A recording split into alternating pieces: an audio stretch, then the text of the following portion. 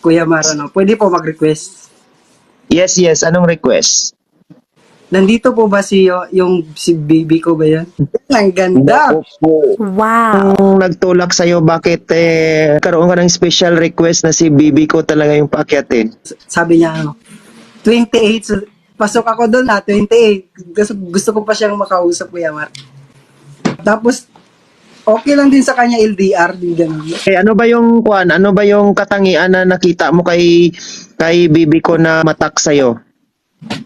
Sa tingin ko po, para seryoso po siya, Kuya Mar. Parang okay lang naman po, sir. Kasi siya LDR din po kasi. Sabi po niya, after 2 years daw po siya makauwi dito. So, naisip ko po, mas matagal talaga ng pagka-LDR at malalaman po namin yung isa't isa.